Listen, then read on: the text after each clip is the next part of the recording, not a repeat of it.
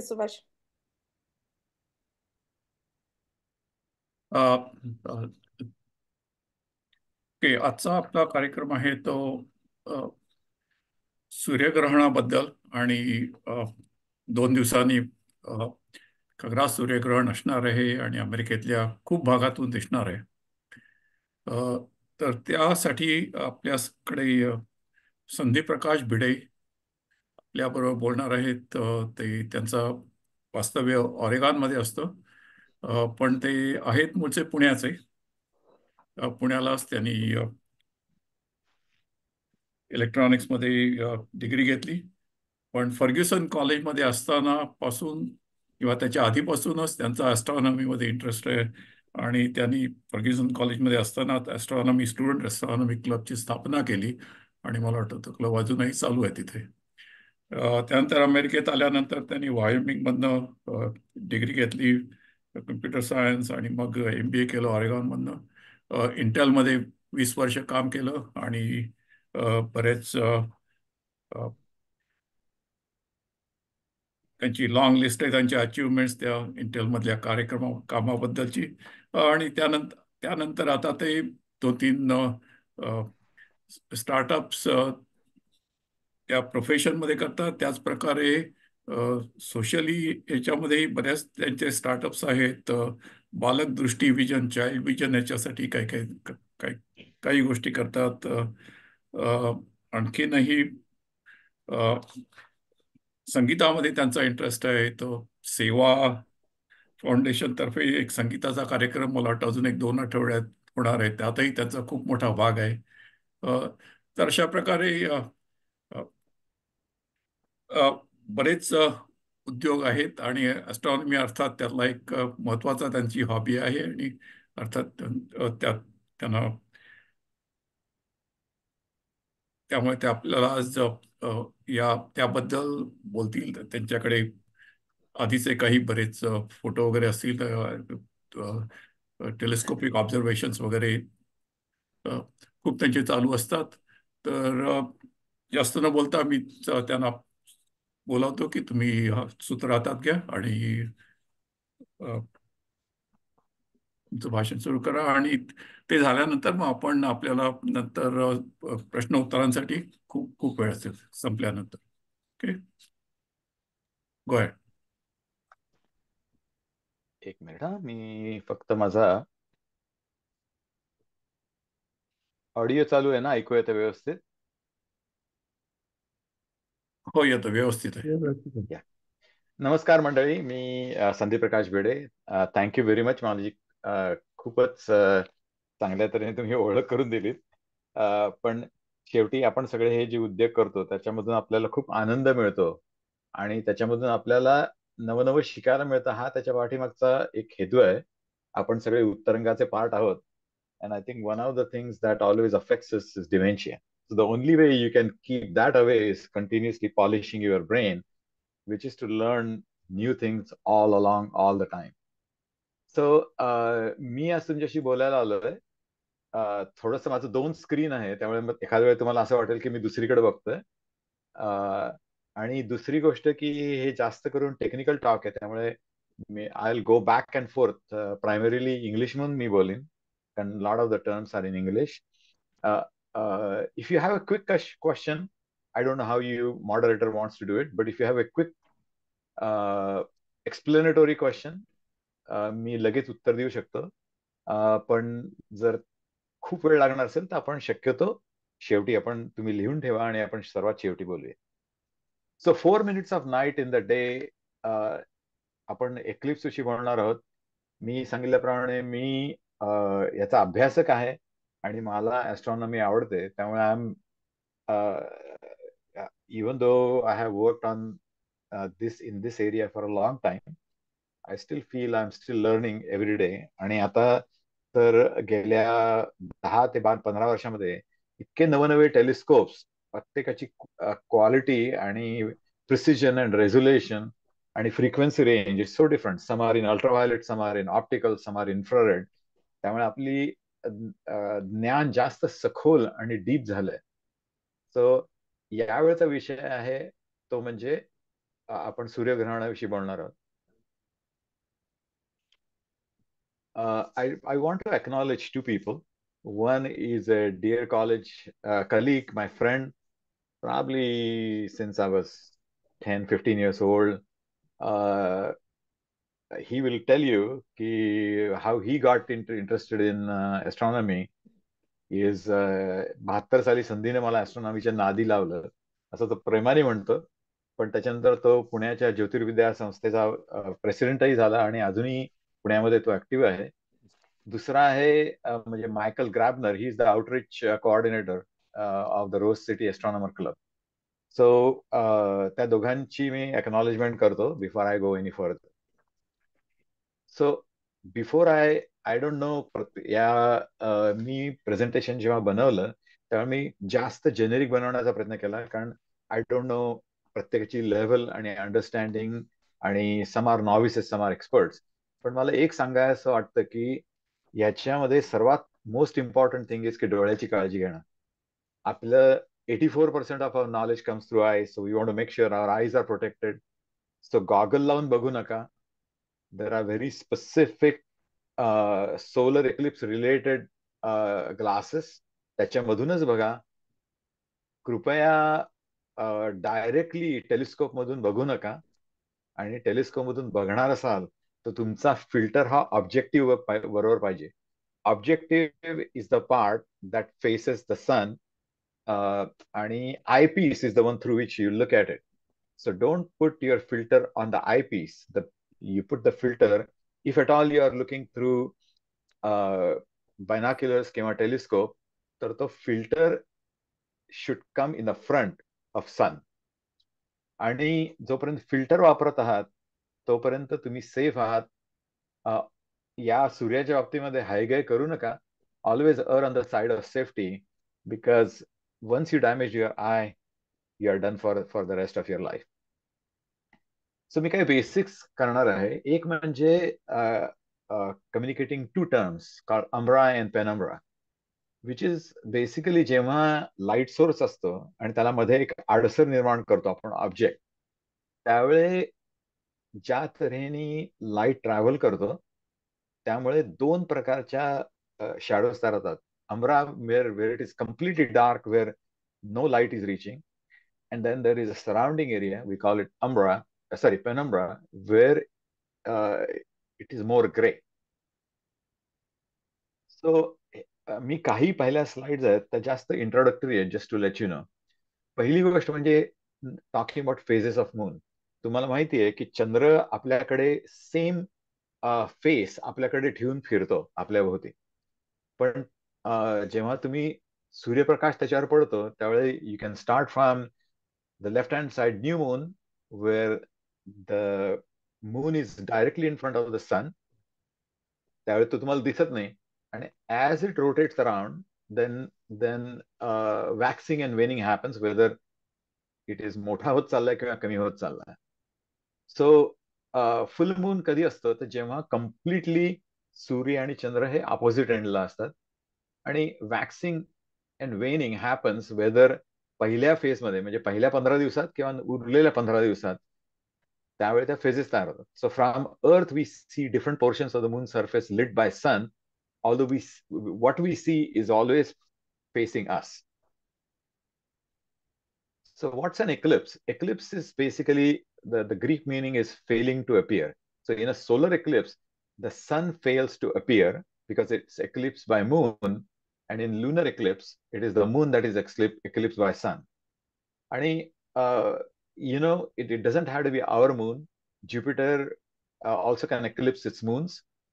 मी सुमारे 5 वर्षापूर्वी मी माझ्या नायकॉन 300 मिलीमीटर वरून when Mercury was passing in front of the sun, त्याचे खूप छान फोटो घेतले.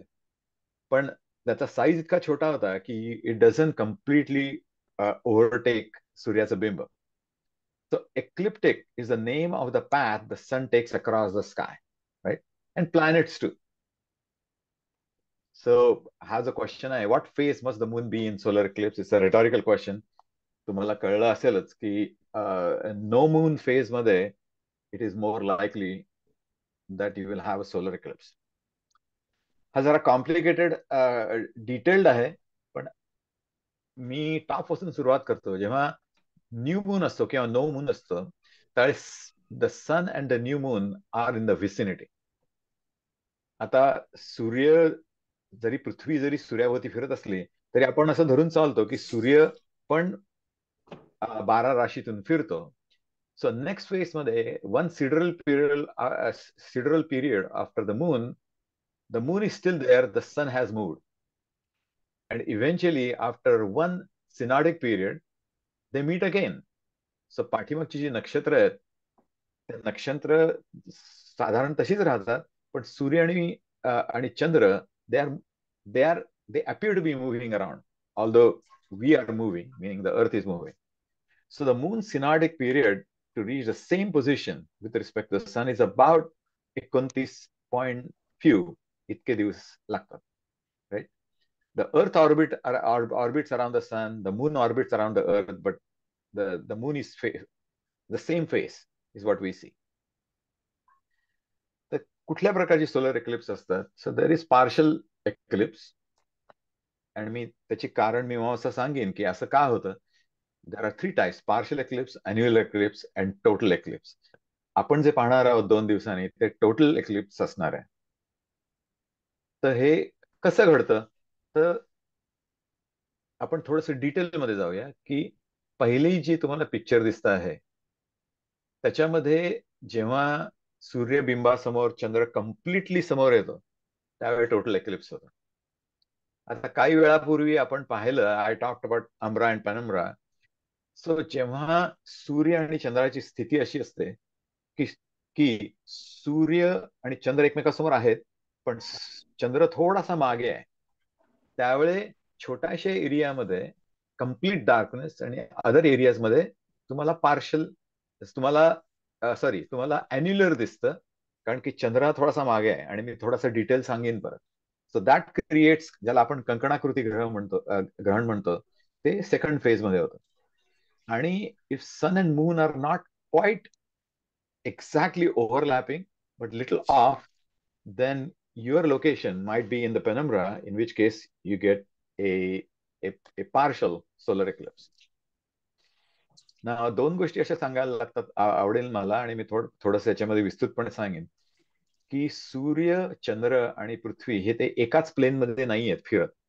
चंद्र हा थोडासा 5 डिग्री टिल्टेड आहे, आणि त्यामुळे काय होतं की प्रत्येक चंद्र आणि सूर्यग्रहण हे अमावस्या आणि पौर्णिमेला होत नाही. त्याच्यासाठी बरोबर कंडिशन्स यायला लागतात. The other thing that I wanted to talk about, both moon's path and Earth's path around sun is not quite circular. So it follows Kepler's law, of course, but it is elliptical. And there are 2 to 5 solar eclipses approximately every year, and a total solar eclipse occurs in about 18 months. आपण हेच सांगितलं ते थोडंसं मोठं करून सांगतोय की जेव्हा चंद्र हा सूर्यासमोर येतो त्यावेळी टोटल सोलर एक्लिप्स, जिथे पूर्ण डार्कनेस असते, येतो त्यावेळी आपल्याला उजवीकडची पिक्चर दिसतं, आणि बाहेरच्या एरियामध्ये पार्शल सोलर एक्लिप्स दिसतं. आता ऑरेगन मध्ये अर्थात जर ढग नसतील आमच्या इथे, आता अजूनही ढग आहेत, पण जर नसतील तर आम्हाला पार्शल सोलर एक्लिप्स दिसेल. आणि जे लोक टेक्सास किंवा मेक्सिको आणि इतर ठिकाणी आहेत, all the way up to Vermont, त्यांना टोटल सोलर एक्लिप्स दिसणार आहे. So I just wanted to also give you a comparison की हा सूर्य हा इतका प्रचंड मोठा आहे की त्याच्या मानाने even the biggest giant planet Jupiter is minuscule in size. And then you can look at size of Earth and Pluto. They are just completely minuscule as compared to the sun. And by the way, the sun is just a typical ordinary star. There is nothing special about our sun. There are other suns that have been recently found that are at least 2 to 3 million times bigger than our sun. But तुम्हाला हे comparison साठी दाखवलं. पण तरी सुद्धा सूर्य आणि चंद्रग्रहण कशी होतात, तर why is that eclipse possible? तर earth and moon distance is about 240,000 मैल. मूनचा डायमीटर इज 2200 मैल. Sun is about 93 million miles. but sun's diameter is huge, 864,000 miles. So if you divide the distances between sun and earth and sun and moon, and if you compare the sizes, somehow maybe it is purely a luck that even though sun is about 400 times larger, but the moon is closer, and we should be thankful that they are pretty much of the same size and we can actually see these eclipses. If we were on Jupiter, we will never see this moon completely overshadowing the sun. So we earthlings are in a special place. हेच थोडंसं मी विस्तृतपणे सांगितलंय, फक्त की तुम्ही सूर्याचा size आणि मूनचा size पाहिला तर इट इज अबाउट 400 टाइम्स, आणि अर्थ मून डिस्टन्स पाहिलं तर इट्स अबाउट 389 टाइम्स. त्यामुळे they appear to be of the same size, and that is what is advantages for us, for all our earthlings. So जेव्हा पूर्ण खग्रास ग्रहण होतं hello, एक comment करूँ का? Oh, sure. Yeah, you compared only the diameter, but the volume is cube of that. So the Exactly. size actually is 400 cube times more. Yeah. But I think what we see is the diameter. We see it in 2D, we see as a circle. But you are right. Point well made. So normally 4 phases moon jato. Just when moon is overlapping, it's called first contact, where the edge of the moon starts to overlap the edge of the sun. The second contact is moon covers the entire disk of the sun, and it is just about to start the total eclipse. And then in the maximum phase of the solar eclipse, the sun is completely overlapped by the moon. And as the moon moves, and of course the sun also moves, but the third contact is when it starts moving away, आणि हळूहळू सूर्य पुन्हा दिसायला लागतो, आणि शेवटी तो पुन्हा पार्शल मोडमध्ये जातो, आणि शेवटी कम्प्लिटली तो विभक्त होतात. सो नॉर्मली यावेळी काय होतं, जेव्हा अंधार होतो त्यावेळी पूर्वी आपली अशी समजूत होती, अनेक भाकड कथा आहेत, पण पक्षी आणि पशूंना माहिती नसतं, त्यामुळे टेम्परेचर एकदम ड्रॉप होतं. तुम्हाला असं आढळून येईल की पक्षी will stop singing, they fly to home, त्यांना वाटतं रात्र झाली. आणि इंटरेस्टिंग थिंग तुम्ही यावेळी बघाल की जेव्हा पूर्ण झाकलेलं असतं त्यावेळे तुम्हाला जवळचे आजूबाजूचे तारे आणि ग्रह दिसायला लागतात. यावेळी जर तुम्ही बघाल तर आपल्याकडे एक ऍडेड अट्रॅक्शन आहे, आणि मी सर्वात शेवटी कव्हर करीन की आपल्याला यावेळी एक धूमकेतू पण त्यावेळी दिसण्याची शक्यता आहे. तो अजूनही फेंट आहे, पण त्याच्याविषयी मी शेवटी बोलेन. पण व्हीनस, ज्युपिटर हे दे बिकम विजिबल, आणि करोना आहे जो सूर्याच्या बाहेर ज्याला तेजपुंज असा जो भाग आहे तो दिसायला लागतो आपल्याला. So terminology, first contact, second contact, totality, and third contact, we already talked about. The third contact मध्ये, the first light becomes visible and the shadow is moving away. Again, a diamond ring may be observed. आणि नंतर आपण मी चित्र दाखवेन. It just looks like when the tip starts showing up, it looks like a diamond on a wedding ring. So तो खूप interesting आहे बघायला. आणि सेकंड कॉन्टॅक्ट मध्ये starting with Baily's, beads and diamond ring effect just दिसायला लागतो when just about it's almost entire disk is covered, and I'll show you some pictures. So in the path of totality, Chandra is moving and moon's Amra moves west to east about 1700 kilometers. So जी विमानं जातात trace करत, if they are moving at about the same speed, then they can have a continued solar eclipse. Normally on an average 16,000 kilometre लांब असते, आणि normally maximum 250 kilometre wide असते. जेव्हा चंद्र हा खूप लांब असतो त्यावेळे मॅक्सिमम एरिया मिळते. जस्ट चंद्र आपल्या जितका जवळ यायला लागतो त्यावेळी ती 100 किंवा 160 किलोमीटरची पॅथ असते. Now the diameter of penumbra is about 6400 and it covers माझ्याकडे एक पिक्चर आहे अवकाशाने त्याचं चित्र काढलेलं. You're not gonna say that. Okay, no problem. So moon about 1/6 size असल्यामुळे त्याची shadow can cover only small parts of Earth. Total solar eclipse are rare events, although जरी त्या दर 18 महिन्यांनी होत असतील तरी त्याच ठिकाणी परत होण्याची शक्यता सुमारे 360 ते 410 वर्ष लागतात त्याच ठिकाणी होण्यासाठी. आणि प्रत्येक वर्षामध्ये साधारण 7 एक ग्रहण होतात आणि त्याच्यामध्ये मॅक्सिमम 5 ही सोलर एक्लिप्सेस आहेत. In a year, no lunar eclipse may happen, but solar eclipse happen at least twice. And ते the 5 degree ला अँगल असतो आणि the way everything works out, this is how it works out. So मी म्हणलं orbit around the sun आणि moon around the earth, they are on different planes. आणि मी जरा एक्झॅगरेट केलं, पण चंद्राची जी आहे ती 5.14 डिग्री मध्ये अँगल आहे. त्यामुळे हा प्रत्येक फुल मून अँड नो मूनला ही ग्रहण होत नाहीत. त्याच्यासाठी all the planets have to really align, not planets, the celestial objects have to really align so for this to happen. So आपण या गोष्टी बोललो, जसं खालच्या पिक्चर मध्ये दाखवलं की साधारण 5.14 डिग्री मूनची प्लेन आहे. Earth itself is at an angle of 23.5 degrees compared to as it rotates around the sun. And vertical elliptic plane जे आहे ज्याच्यामध्ये सूर्य फिरतो त्याच्यामध्ये up and down is the elliptic pole, the north and the south, but the Prithvi is rotating around the north-south axis, which is close to the magnetic pole, but let's not go in there. The actual जो axis आहे तो आणि magnetic axis are little different, but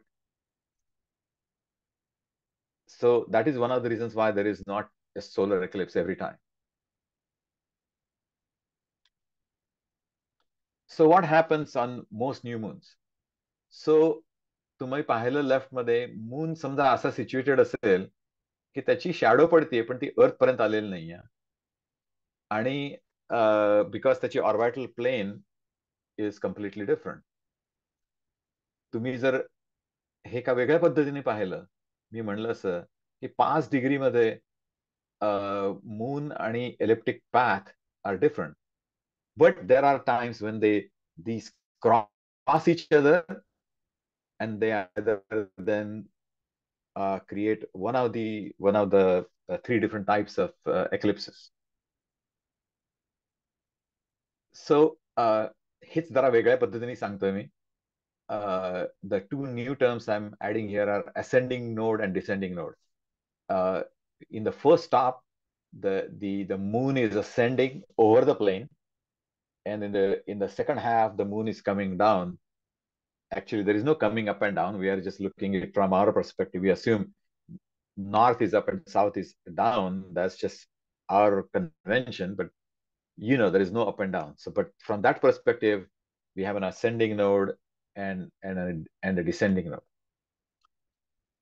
So these are not random events, right? So there is a cycle called Saros cycle, which is about 18 years and a few chunk of days and few hours. But जेव्हा ते एकमेकांच्या समोर येतात, when lines of nodes point towards the sun आणि plane of earth and moon's orbit meet with each other, आपल्याला eclipse बघायला मिळतं. जेव्हा शॅडो त्याची भलतीकडेच असते, इथे तुम्हाला दिसत असेल की these are not in front of each other or behind each other, त्यावेळेस these are unfavorable for eclipse.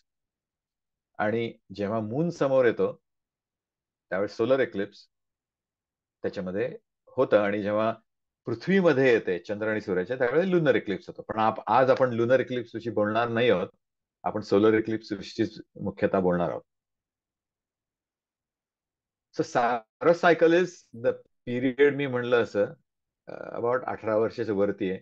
आणि फार पूर्वीपासून खगोलशास्त्रज्ञांना माहिती होतं की ही there is some cyclicness or repetitiveness to these, and the equations are now of course very well known and these are predictable. आणि त्याची earliest records go back probably thousands of years before, at least several centuries before, and they were known both in modern Iraq and India. So it was the Saros cycle was named by Edmund Halley in 1686, and तितक्या पूर्वीपासून ते observe केलंय. So it is not perfectly an integral part of the day, but the cycle shifts almost 1/3 of the circumference and different location. आणि त्याचं मी पुढे एक चित्र आहे, ते येईल एखाद्या वेळेस. सो दर 18 वर्षांनी अप्रॉक्सिमेटली त्याच एरियामध्ये एक्लिप्स व्हायला लागतं, राईट. सो तुम्ही पाहिलं असेल की साधारणतः मार्च 29/6 मध्ये आणि 18/6/24 आणि 24 मध्ये you are having another cycle. March 7, 1970 साली, and then 18 वर्षानंतर it happens on a different part of Earth, but it's still there is repetitiveness in these eclipses. So किती वेळ सोलर एक्लिप्स? काही ठिकाणी 3 मिनिटं, काही ठिकाणी 2 मिनिटं. But there are multiple factors that affect duration of eclipse. Is the altitude of sun, moon in the sky? आणि माझ्याकडे I have a picture that shows it. सूर्य आणि पृथ्वी यातलं मधलं अंतर आणि पृथ्वी आणि चंद्रामधलं अंतर. आतापर्यंत maximum duration recorded is about 7 minutes 40 seconds on 11th July 1991 in Mexico. For that, the conditions were just perfect. And of course, if you want to have a longer duration, you can take a aeroplane flight that continuously remains in that path. So जास्त विस्तृतपणे सांगायचं झालं तर डावीकडे पृथ्वी आहे आणि उजवीकडे चंद्राच्या वेगवेगळ्या पोझिशन्स आहेत. आणि पृथ्वी आणि चंद्र याच्यामधलं जे अंतर आहे ते कमी जास्त होतं because both are in elliptical orbits. आणि if you look at rising sun and moon, the eclipse tends to be low eclipse duration. जेव्हा सूर्य आणि चंद्र माथ्यावर असतात त्यावेळी you are likely to get the maximum coverage, not maximum coverage, longest duration of that eclipse. So आता हे थोडंसं इतकं इलिप्टिकल नाहीये जितकं मी दाखवतोय, पण इट्स नॉट सर्क्युलर, म्हणून मी ती एक्सेंट्रिसिटी खूपच वाढवून दाखवली आहे to make it a point. So the perihelion is the position of the closest to the sun. म्हणजे सूर्य इथं आहे, तो इलिप्टिकल ऑर्बिटमध्ये आहे. जेव्हा चंद्र इथे असतो त्यावेळे आपण सूर्याच्या अगदी जवळ असतो. आणि the farthest is aphelion position farthest away from the चंद्र, सॉरी फ्रॉम द सूर्य. तेच काहीसं थोड्या बाबतीमध्ये चंद्राच्या बाबतीत होतं, बिकॉज चंद्र itself is also in elliptical orbit. The position closest to the Earth is perigee, and apogee is the position farthest from the Earth. So these are various factors playing की तुम्हाला काय तऱ्हेचं एक्लिप्स मिळेल. आता सूर्य आणि चंद्र हे जवळ येतात, लांब येतात because of the elliptic orbit. So you can see जेव्हा चंद्र फार्देस्ट असतो किंवा लॉंगेस्ट असतो त्यावेळी केवढ्या साईज मध्ये फरक पडतो. आपल्याला काही काही वेळा चंद्र आपल्याला थोडासा मोठा भासतो कधी कधी पौर्णिमेला. त्याचं कारण तो थोडा जास्त जवळ असतो. अर्थात आपण सूर्याकडे बघत नाही डायरेक्टली फिल्टर लावल्याशिवाय, पण सूर्याच्या साईज मध्ये सुद्धा फरक पडतो डिपेंडिंग आपण आपली पोझिशन काय आहे. आणि खाली तुम्हाला त्या कुठल्या डिग्रीला होतं मून आणि सनच्या लोकेशन्स आणि अर्थच्या लोकेशन, त्याच्यावरून ते तुमचं कंकणाकृती किंवा पूर्ण हे त्या साईज प्रमाणे ठरवतं. याची तुम्हाला आता कल्पना येईल सांग. So what are possibilities? Earth at aphelion and moon at perigee, the angular size of the sun is smallest and the moon is largest. Longest solar eclipse होतं, राईट. स्मॉलेस्ट कधी होतं तर earth is at the aphelion and the moon of course is at apogee. The angular sizes work out such that angular sizes of both sun and moon are the largest, and moon just may cover the sun. आणि आपल्या त्यावेळी खूप थोडा वेळ मिळतो.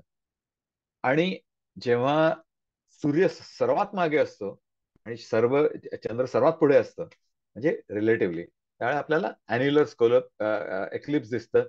अगदी आपलं सोन्याचं कडं असतं बायका जेव्हा घालतात आपल्या हातामध्ये, किंवा म्हणजे त्यावेळी आपल्याला ते अगदी छान असं सोन्याचं कडं दिसतं आणि ते खूपच मोहक असतं. यावेळी ते दिसणार नाहीये, यावेळी पूर्ण झाकला जाणार आहे. सो ज्यांनी हे पाहिलं नसेल तर त्यांनी, हे मला शब्दात सांगता येणार नाही, ना मराठी ना हिंदी ना इंग्लिश यातले कुठलेही डिस्क्रिप्शन हे कमीच पडेल असा हा अनुभव आहे. तो प्रत्येकाने आयुष्यामध्ये एकदा तरी घ्यावा, कारण त्याचं जे एक फिलिंग येतं ते इज टोटली डिफरंट. मी मगाशी कार्यक्रम सुरू होण्यापूर्वी सांगत होतो की जेव्हा इथे ऑरेगन मध्ये 6 वर्षापूर्वी 17 मध्ये जेव्हा झालं, त्यावेळी मी, माझी बायको आणि मुलगी आम्ही साऊथ ऑफ ऑरेगन मध्ये गेलो. आम्ही एका ब्यूट वरती होतो, 3500 फूट अल्टिट्यूड वरती, की ज्यावेळे इतकं सुंदर काहीतरी असं एक गूढ असं आपल्याला एक फिलिंग येतं की त्याच्यामध्ये जे रंग असतात ते असे ब्लू, ग्रीन, पोपटी, असं इट्स अ विचित्र कॉम्बिनेशन. आणि ते फिलिंग मला सांगता येणार नाही, ते तुम्हालाच फिलिंग घ्यायला पाहिजे. सो पार्शल सोलर एक्लिप्स मध्ये जस्ट टच करून जातो चंद्र सूर्यासमोर, त्यामुळे आपल्याला पूर्ण दिसत नाही. मध्ये आपले बापट सर म्हणत होते की त्यांनी, I am assuming he was the one who said about Baily's beads. तर ती म्हणजे it looks like when it is just either in the second or third phase, जेव्हा चंद्र हा जस्ट टच करून थोडासा राहिला असतो सूर्याचा भाग, आणि त्यावेळे असे बीड्स सारखे त्याच्यामध्ये दिसतात. It is called Baily's beads. if I don't, if I'm not wrong, it was observed by, I think, Herschel, but I could be wrong. आणि सेकंड अँड थर्ड कॉन्टॅक्ट मध्ये जस्ट जेव्हा टिप दिसतं त्यावेळी खूपच मनोहारी दृश्य आपल्याला बघायला मिळतं. ते म्हणजे बाजूला प्रॉमिनन्स असतं अगदी सुंदर, आणि त्याच्यावरती अतिशय सुंदर असं डायमंड मधून जसे प्रभा फाकली जाते तसं सुंदर सूर्याचे किरण बाहेर दिसायला लागतात. मला एक सांगायचं आहे की या सगळ्यामध्ये unless there is total eclipse, त्याच वेळी तुम्ही उघड्या डोळ्यांनी बघू शकता. Please, even this diamond ring is pretty intense. तुम्ही सरळ डायरेक्ट डोळ्यांनी प्लीज बघू नका, कारण ते सूर्यकिरण खूपच दाहक असतात आणि they can damage your retina.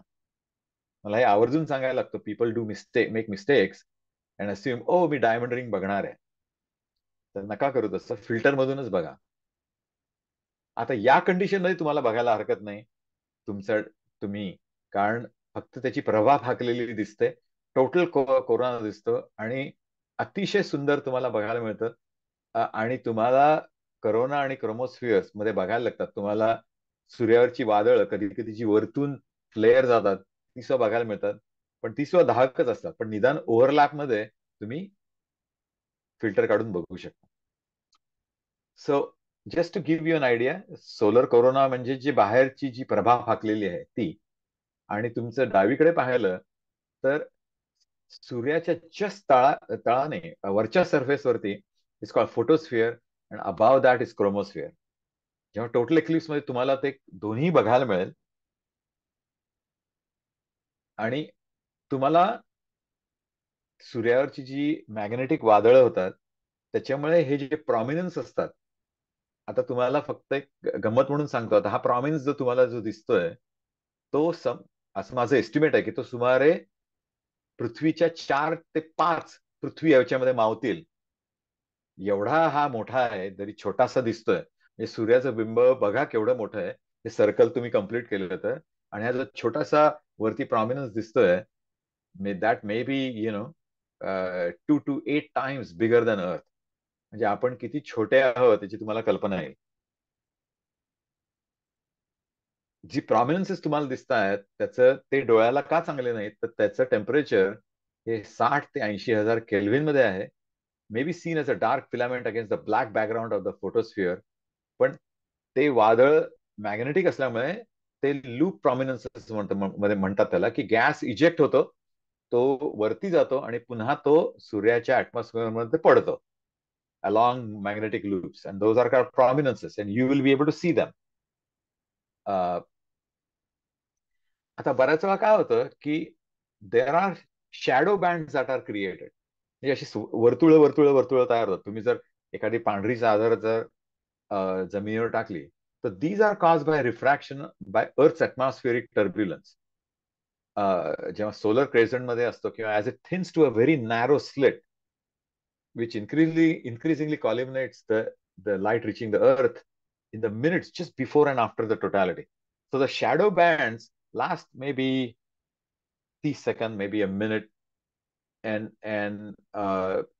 before and after the slim crescent of the solar earth appears. So एक पिक्चर मग तुम्हाला दाखवायला, these are the eclipse shadows.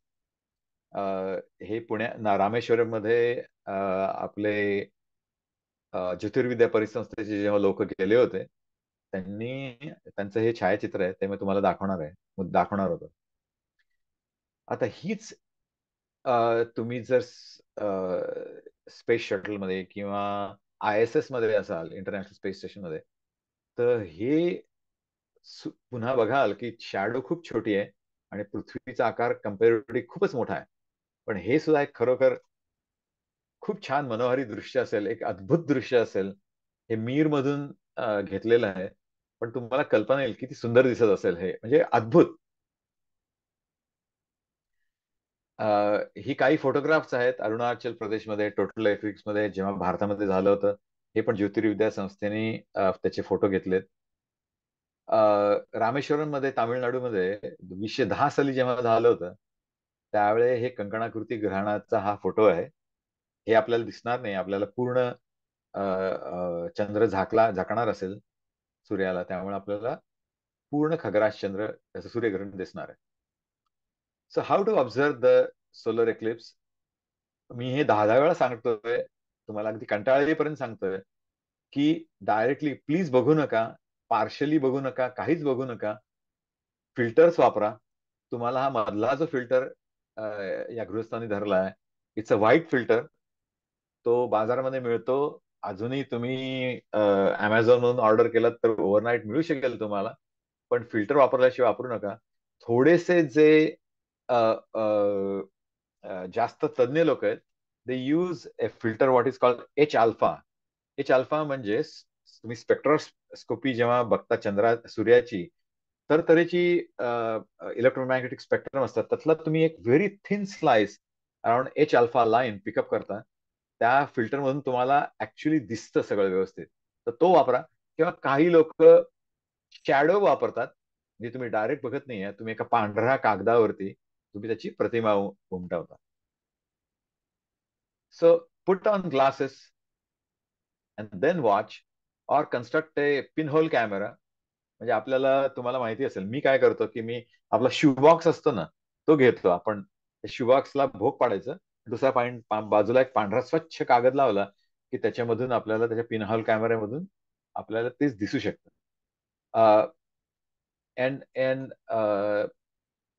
तुम्ही बायनाक्युलर आणि टेलिस्कोप वापरलात, त्याला अप्रोप्रिएट फिल्टर हा ऑब्जेक्टिव्ह वरती लावा, नॉट तुम्ही डोळ्याचं लेन्स असतं तिथे नका लावा. आता थोडीशी हिस्ट्रीमध्ये जातो. पहिल्यांदा रेकॉर्ड्स वर found in China and Babylonia. 4000 वर्षापासून लोक हे बघतायत.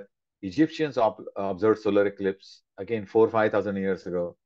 There are 3 famous solar records were made in Mesopotamia. आणि 2 Chinese astrologers were killed because they failed to predict a solar eclipse. So पूर्वी प्रेडिक्शन करायचे आणि प्रेडिक्शन झालं नाही, अर्थातच those people were barbaric. They didn't know quite the science.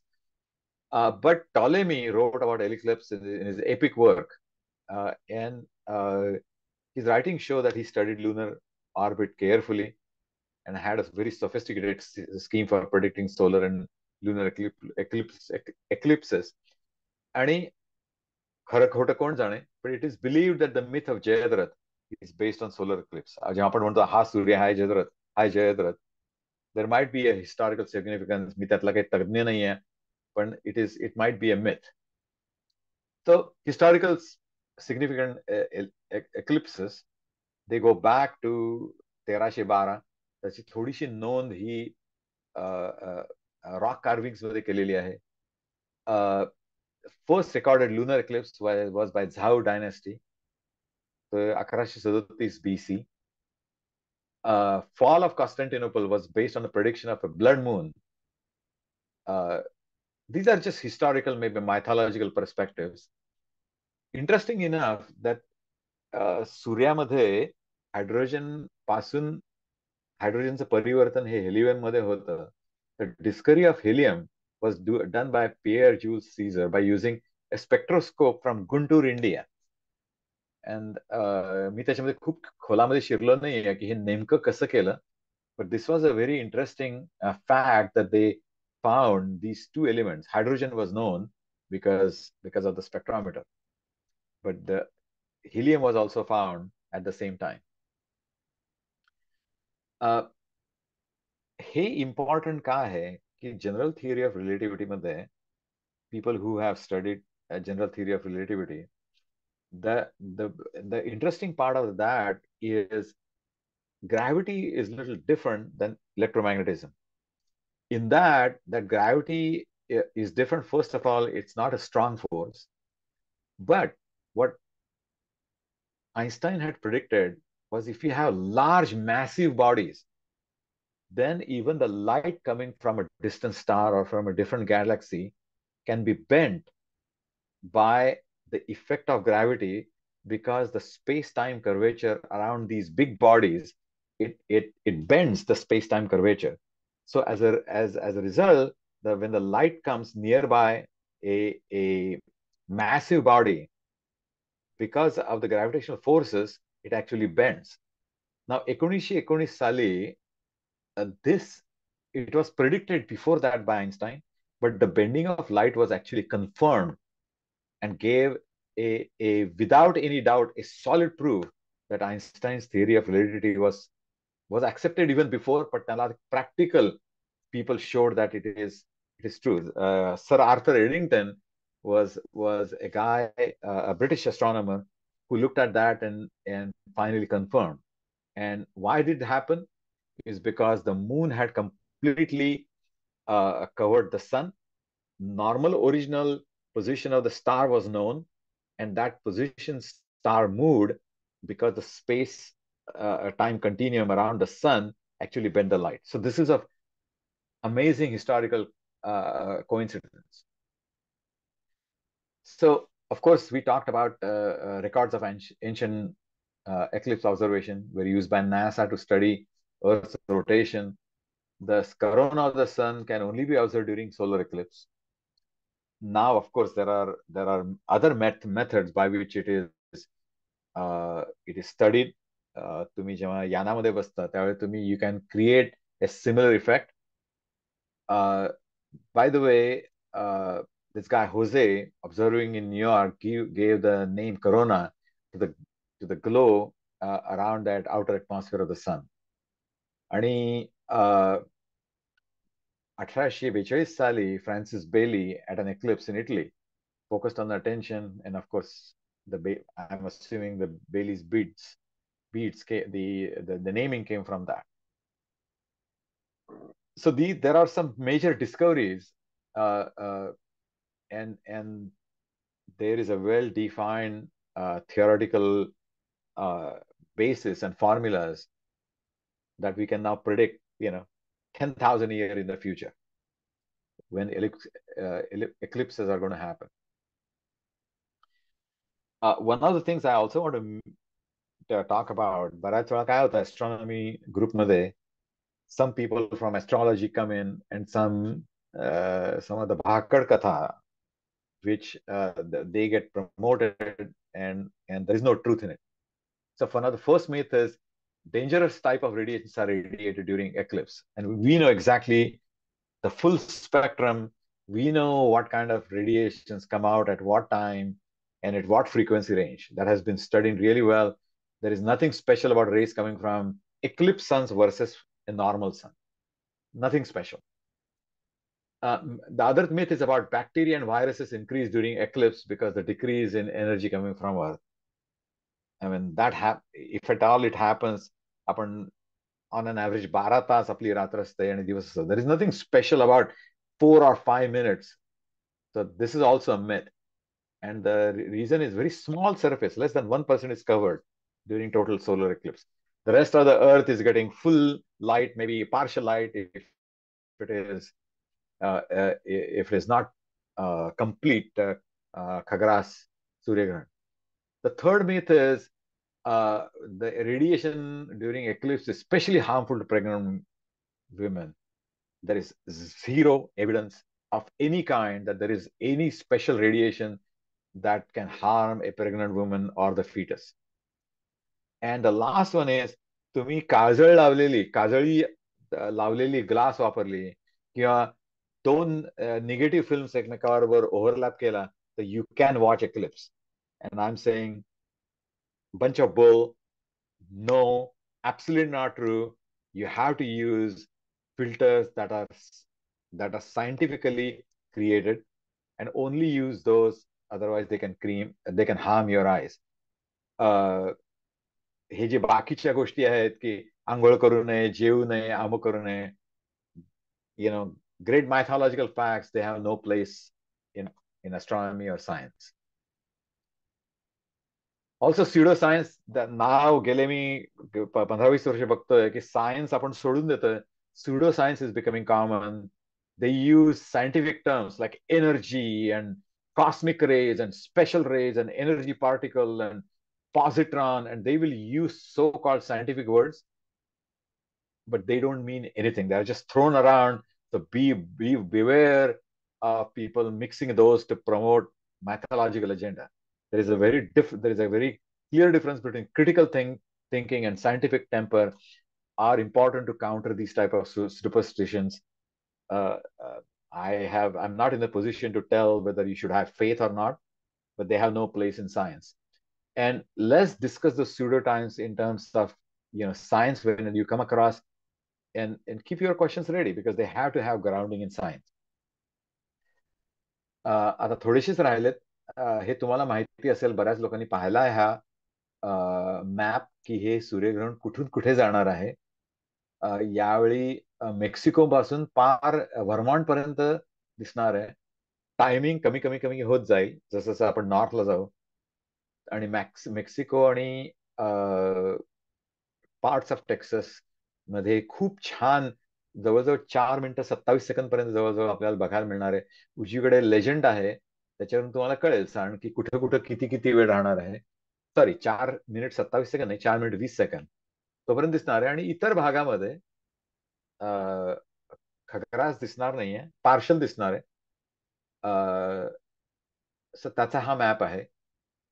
आणि हा interesting map होता की how many people live inside and outside the path of total eclipse. So this is just for fun की जवळजवळ 31 million people live inside the path of total eclipse. तर त्यांना हा आनंद अनुभवता येणार आहे. बाहेरच्या लोकांना थोडा थोडा कमी येणार आहे, पण सूर्यग्रहण ही एक अद्भुत नेचरची किमया आहे. ती बघायला खूपच मजा येते, स्पेशली माझ्यासारख्या ज्यांना ॲस्ट्रॉनॉमी म्हणजे इंटरेस्ट आहे. आता माझ्या काही मित्रांनी सांगितलं टेक्सासमध्ये की it is predicted at some places there are going to be clouds. पण this was an early prediction की तुम्हाला दिसेल की कुठे क्लिअर स्कायज असणार आहेत आणि कुठे दिस इज ऑल स्टॅटिस्टिक्स. त्यामुळे मीडियन क्लाउड अमाऊंट तुम्हाला दिसणार आहे, कुठे क्लिअर आहे आणि किती ढग कुठल्या भागामध्ये असणार आहेत. अर्थात हे आपण आधी मॅक्सिमम प्रेडिक्ट करण्याचा प्रयत्न करतो, पण आयत्या वेळी तुम्ही राहता तिथे काय होईल ते सांगता येत नाही. सो तुम्ही ऑस्टिनमध्ये राहणार असाल तर you can go to Kerrville, you can go to Fredericksburg, आणि तुम्हाला जवळजवळ 4 मिनिटं 20 सेकंद नक्की बघायला मिळेल. मी हे PDF सगळ्यांना पाठवणार आहे, त्यामुळे तुम्ही हे एक्लिप्स हे झाल्या मी तुम्हाला हे PDF पाठवीन. तुम्ही यातले सगळे गोष्टींविषयी तुम्हाला खूप जास्त इंटरेस्ट असेल, तर तुम्हाला वाचायचं असेल तर त्याच्यासाठी हे रिसोर्सेस आहेत. ही फ्युचर मधली एक्लिप्सेस आहेत. विशेषतः तुम्ही जर उत्तर अमेरिकेमध्ये राहणार असाल तर 44 मध्ये पुन्हा होणार आहे, 45 मध्ये होणार आहे. काही पार्शल असतील, काही टोटल असतील, पण ही फ्युचर मध्ये एक्लिप्स आहेत. त्यामुळे आपण सगळे लोक तरुण आहोत, त्यामुळे आपल्याला डेफिनेटली 2040 44 आपण बघणार आहोत. तरुण राहा आणि पुन्हा एकदा 8 एप्रिल नंतर हा आनंद लुटा. ही अॅन्युअल एक्लिप्स अँड टोटल एक्लिप्सची फ्युचर मधली अनेक एक्लिप्सेस आहेत. आणि माझं असं मत आहे की ज्यांना भारतामध्ये ऑफकोर्स राहायला आवडतं, जायला आवडतं, ट्रॅव्हल करायला आवडतं, त्यावेळी 21 मे 2031 मध्ये साऊथ इंडियामध्ये होणार आहे. साऊथ इंडियाची मजा लुटा आणि तितकंच ते total solar eclipse annual eclipse आहे ते बघा त्यावेळेस. पुन्हा एकदा मला हे वारंवार सांगावं असं वाटतं की हायगय करू नका. प्रॉपर सोलर फिल्टर वापरा. Either a white solar filter or an H alpha solar filter. आणि डोळ्याची काळजी घ्या. I am saying this because I care all about you and all about your retinas, म्हणून हे इम्पॉर्टंट आहे. आता एक गंमतशीर शेवटचं बिफोर वी कन्क्लूड, की यावेळे the solar system, there are 3 other planet that will be in the vicinity. त्यामुळे जेव्हा पूर्ण झाकलेलं असेल त्यावेळी तुम्हाला ज्युपिटर आणि व्हीनस हे बघायला मिळतीलच. But there is a new comet Pons Brooks. अजूनही मला त्याची मी आता लेटेस्ट बघितलं नाहीये की एप्रिल 8 ला त्याची ल्युमिनॉसिटी इंटेन्सिटी किती असणार आहे. इट इज तुम्हाला ती बघता येईल की नाही त्याच्यासाठी तुम्हाला निदान बायनाक्युलर लागेल. आता सध्या तो अजूनही फेंट आहे. त्याचं नाव आहे 12P Pons Brook. That will position.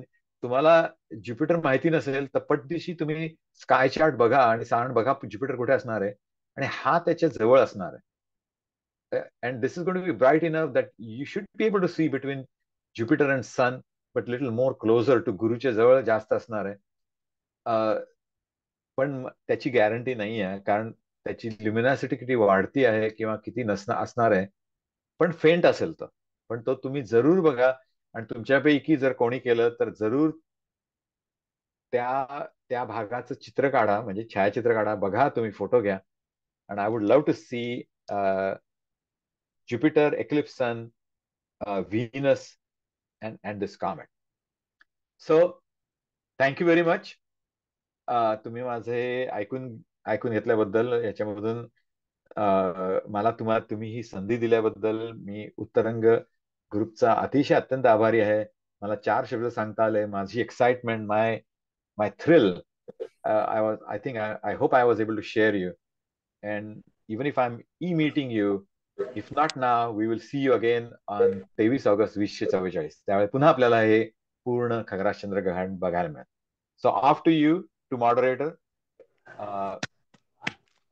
and I'm open for a Q&A. धन्यवाद संदीप प्रकाश. तुम्ही आता तुमचं स्क्रीन शेअर बंद केलं तर आपल्याला बाकी सगळे दिसतील एकमेकांना. एक मिनिट. खूप माहितीपूर्ण सगळी माहिती मिळाली. सायंटिफिक किंवा त्याच्यात ज्या काय पूर्वीपासून कल्पना आहेत त्यात खऱ्या काय खोट्या काय. आणि अर्थातच मी स्वतः टोटल सूर्यग्रहण कधीही पाहिलेलं नाहीये, आणि आता 2 दिवसांनी मला संधी मिळणार आहे. त्याचा माझी उत्सुकता आणखीनच वाढलेली आहे. तर तो जो काही अनुभव जो होपफुली मला मिळेल, जर ढगाळ नसेल त्या दिवशी, तर त्या ठिकाणी इंडियानापोलिसला. एनिवे, तर if you are a good writer, तुम्ही ते शब्दांकित करण्याचा प्रयत्न करा आणि आमच्या बरोबर शेअर करा की तुम्हाला काय फिलिंग आलं बघून. कारण हे इतकं अद्भुत दृश्य आहे की ते शब्दामध्ये पकडणं अवघड आहे, पण तुम्ही जर पकडू शकाल, if you are a good writer, we would love to have you do that. प्रयत्न करेन मी. ओके, तर आपण प्रश्नोत्तरांकडे जायच्या पूर्वी मी पुढच्या कार्यक्रमाबद्दल सांगतो. पुढचा आपला कार्यक्रम अजून नेहमीप्रमाणे अजून 2 आठवड्यांनी, म्हणजे 20 एप्रिलला याच ठिकाणी याच वेळी होणार आहे. त्याचे डिटेल्स अजून ठरलेले नाही आहेत, तर आम्ही लवकरच कळवू तुम्हाला ते ठरल्यानंतर. पण डेफिनेटली अजून 2 आठवड्यांनी 20 एप्रिलला आपलं उत्तरांगाचं पुढचं सेशन असेल. ओके, आता मी विकास बापट यांना बोलवतो की ते हे प्रश्नोत्तरांचं हे मॉडरेट करतील. विकास.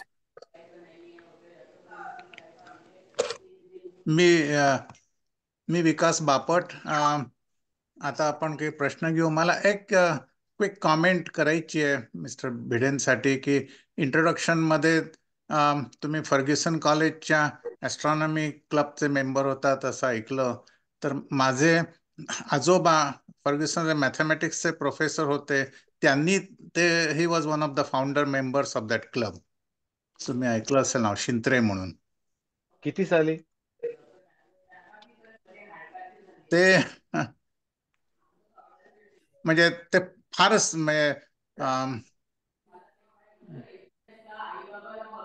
30 साली किंवा असे असणार आहेत. पण he is the one who started the astronomy club in Fergusson college. ते माझे आजोबा, म्हणजे मग बघा वयानं 100 वर्षापूर्वीची गोष्ट आहे. त्यांच्या त्या ह्याच्यात फाउंडर मेंबर्स मध्ये त्यांचं नाव आहे. अच्छा, मी अशासाठी तुम्हाला विचारलं की मी जेव्हा 72 मध्ये Fergusson college astronomy students association चालू केली, त्याचं मी नाव मोठ्या प्रौढीनी नासा सारखं फासा ठेवलं होतं, Ferguson college astronomy student association. तर त्यावेळे एक 6 इंचचा refractor telescope was mounted on zoology department. तो अजूनही आहे, फक्त दुर्दैवाची गोष्ट आहे की तो हल्ली मेंटेन करत नाही. तिथे पक्षी जातात आणि घाण करतात, तो व्यवस्थित ठेवला नाहीये. पण if I remember correctly, that telescope was donated. It is not Shintre. I'm trying to remember. I'll have to go back. It was donated by a gentleman whose name now I'm clicking as Shintre. So तो mount करा मी तो 73 साली केला होता, but it was donated. आणि तुम्हाला मी year अशासाठी विचारलं की त्यावेळी ज्यांनी तो केला होता त्यांनी त्यातल्या सगळी लेन्सेस ही स्वतः हाताने एमेरी पावडर वापरून ती लेन्सेस स्वतः घासून तयार केली होती. आणि त्यावेळेस जवळजवळ 80-82 वर्षाचे होते, 72 साली. आणि ते वृद्ध असूनही त्यांनी त्यांच्या बायकोच्या नावाच्या प्रित्यर्थ त्यांनी ती लेन्सेस, ऑब्जेक्टिव्ह आणि पुढची सगळी स्वतः घासून तयार केली होती. म्हणून मी तुम्हाला क्युरिओसिटी म्हणून विचारलं. नाही, I don't think he did that, but he is the one who was the founding member. He was professor of mathematics. Just wanted to make that comment. पण आता आपण कोणाचे प्रश्न असले तर बघूया. मी तर चॅटमध्ये let me look at it. One is how fast a plane has to fly to chase the solar eclipse. I think about 1700. मी मध्ये वरती लिहिलं होतं की ज्या रेटनी ती सावली पुढे जाते त्या रेटनी अप्रॉक्सिमेटली गेलं तर तुम्हाला बऱ्यापैकी you can follow. Nothing goes at that speed, right? म्हणजे commercial aeroplanes, fighter aeroplanes sure. आणि याच्यात फारसे काही प्रश्न दिसत नाहीयेत, परंतु कोणाला काही प्रश्न आहेत का याच्याबद्दल? मी संदीपला डायरेक्ट विचारला होता, पण त्यांनी I don't think he has looked at his chat box. Sandeep, बोला. थँक्यू संदीप. माझं नाव Mukund Karve. Nice to see you Sandeep. Thank you very much for a very very informative talk. Quick question, maybe you explained it, पण आज माझं लक्ष नसेल. Can you explain to me the diamond ring phenomena one more time? Why does it look like a diamond ring and not just an annulus that suddenly goes away? Why does it that? काय Why? होतं What is the explanation for the diamond part of it? I think काय होतं if you look at the जेव्हा चंद्र is overlapping completely सूर्य आणि just tip बाहेर यायला लागतं सूर्याचं, राईट? सो जेव्हा टिप बाहेर येतं त्यावेळे ते जे किरण बाहेर पडतात they are spreading in all direction. The bottom part is dark because it's still being overlapped by the moon. आणि टॉप मधून जस्ट थोडंसं दिसायला लागतं, त्याच्यामुळे ती प्रभा फाकलेली असते. आता ती प्रभा का फाकलेली असते तर the upper part of the sun's atmosphere is also gaseous. So it's not coming purely out of vacuum. आणि त्यामुळे तो आपण लहानपणी कसा सूर्य काढतो त्याच्यामधून आपण किरण असे रेघा रेघा रेघा करतो. It's literally kind of like that. आणि त्यामुळे तो इतका इंटेन्स असतो आणि बेसिकली आपल्याला वाटतं सूर्य पिवळा आहे, बट सूर्य इज ऍक्च्युली व्हाईट, राईट? म्हणजे orange star, it's an orange star, but if you look at the radiation it has all 7 colours of the spectrum. So the top part प्रभामुळे तो डायमंड सारखा दिसतो. ही कवी कल्पना आहे आपली की डायमंड सारखं दिसतं, but this is when just it is coming about. I don't know if I answered your question, but is that what you wanted to know? Yeah, I'm just trying to see when a white circle is covered by a black circle, and if you cover, you don't see a diamond in a normal piece of paper, but something special must be happening. Maybe a flare that comes out and it looks like a diamond. If you No. take a white circle and No, a black circle and move on each other, you don't see a diamond ring on a piece of paper. No. But this is when sun is just coming out. That's when you see diamond ring. Yeah, but why So is it's not diamond? What's the diamond? Why don't you see a small sickle and that's it? Why don't you see a very thin sliver of a white area, but why is there a center part that suddenly looks like a ring? Yes, Sandeep, this is Shrikant. Yeah. Can I? Sure. I don't know who asked. I think Mukund asked. What I heard and understood is Chandra's surface, all of us know, has a lot of craters, hills and valleys, if you will. So that last, just before entirely getting covered, or the first time when it's moving away, काही rays त्या valleys मधनं येतात आणि only that portion is seen before rest of the sun comes out, and that gives that appearance of perfect, particularly what looks like, म्हणजे एकदम तेजस्वी हिरा असावा आणि भोवताली एक रिंग आहे असं, त्यामुळे ते दिसतं असं मी वाचलं होतं. ओके, ते चंद्रावरचे जे माउंटन्स किंवा हे आहेत त्याच्यामुळे ते बेलीज बीट्स दिसतात. हे काय होतं म्हणजे जेव्हा सूर्य तिथनं जस्ट बाहेर येतो तेव्हा इतका ब्राईट असतो आणि त्यामुळं तो एकदम ब्राईट स्पॉट दिसतो आपल्याला.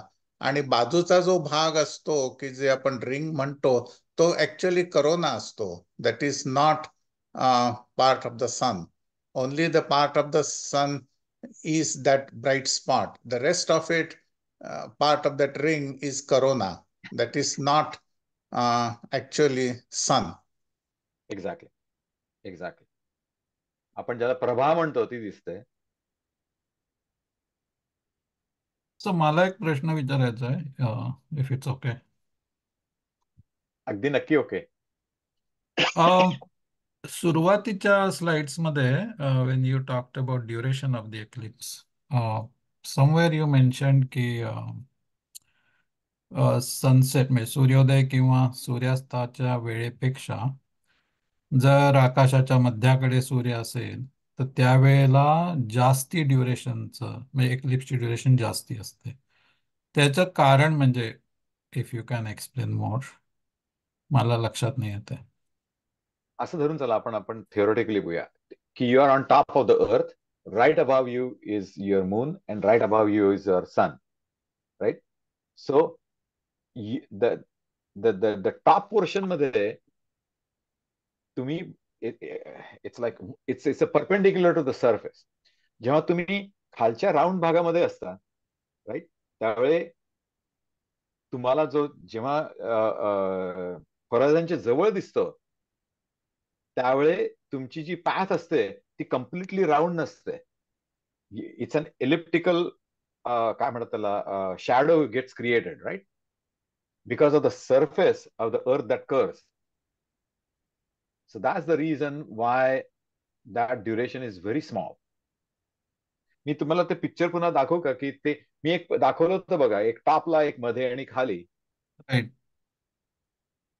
No, thank you. I will look at it again. तुम्ही शेअर करणार आहात ना ते slides? हो, मी आता एक 5 मिनिटात.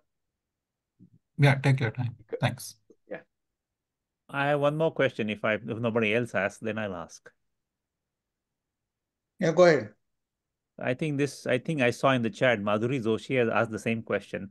What is it that happens during the sun's सूर्यग्रहण जेव्हा होतं त्यावेळेस ते किरण डोळ्यात जातात? Why are they harmful then and not when I look at I have looked at sun directly when I was young. Maybe that was stupid when I was very young, just for a fraction of a second to see कसं वाटतं. So, I mean, they should be harmful always. Doesn't matter when you look at them during the eclipse or not. So, पहिली गोष्ट, the only exception, and I'm still saying, please don't. The only exception, if at all, even for a fraction of a second, might be when the sun is very near to the horizon. जेव्हा तो orange कलरचा दिसतो ना, that is probably one small exception. No, म्हणतोय तुम्ही, नाही ऐका ना. My question is, आता संध्याकाळी सूर्य मावळतो तेव्हा डायरेक्ट सूर्याकडे बघतो आपण. Those rays are not harmful. Only at certain time of the day. मी तर डायरेक्ट सूर्य मावळताना, सूर्य उगवताना, तर you can look at the sun all the time without harmful effects. So what happens in this case? I think if you look at when the sun is near the horizon, it has already gone down. Earth's atmosphere madhun, it's bending and you are seeing the sun. Okay, right? let's say slightly above the sunset, maybe half an hour before sunset. I can still look at it. You shouldn't be looking at that sun. I mean, I'm sure. म्हणून तुम्हाला तुम्ही जर बघितलं जरी एखादा second, तर तो सन तुम्ही डोळ्या बाजूला नेले तरी तुम्हाला 2-3 मिनिटं दिसत राहतो त्याची, because it is creating an image. But the other part is when it is completely overlapping, then you can see only while it is completely overlapped, because now you are seeing Prabha, you are not seeing the sun. Okay. Is it the UV rays in the sun that are damaging or anything else? I would say all rays, but primarily infrared, because that's what burns the retina. Infrared, not UV rays. Okay. No. 1 second. No, that's not what I said. It's all rays, but infrared actually burn the retina. Ultraviolet is bad enough. Okay. तुम्ही जेव्हा निकामी होतो डोळा, it's when your cells are completely damaged. No, I understand. आता अल्ट्राव्हायोलेटने सुद्धा आपला कॉर्नियामध्ये आपलं जे लेन्स असतं ते खराब होतच की आपण आपल्याला सगळ्यांना कॅटरॅक्ट का होतं की we are not careful to use ultraviolet असलेले चष्मे आपण वापरत नाही, जे लहानपणापासून आपल्याला खरं म्हणजे वापरायला पाहिजे. लहानपणापासून आपण बाहेर गेलो उन्हामध्ये की गॉगल्स हे वापरलेच पाहिजे. ते जर सगळ्यांनी वापरले तर आपल्याला मोतीबिंदू इतक्या लवकर होणार नाही, because it is ultraviolet rays that are killing our eyes. So technically, other than visual spectrum, you should not be looking at sun rays at all. Okay. विकास, मी एक प्रश्न तिथं लिहिलाय. बोला. मी त्या चॅटमध्ये लिहिलाय प्रश्न की आपल्याकडे जी प्रथा सुरू झाली भारतामध्ये किती वर्षापूर्वी झाली हे माहित नाही, हे तुम्हाला कदाचित माहिती असेल, पण तेच पुन्हा की ग्रहण म्हणजे खूप वाईट परिस्थिती आहे आणि मग ते खायचं नाही, प्यायचं नाही, कशाला टच करायचं नाही. काही लोक नुसतं ते पाण्यात उभं राहतात आणि शावर करायचं नंतर. हे कसं सुरुवात झाली आणि त्याच्या मागचं कारण काय असेल? आय थिंक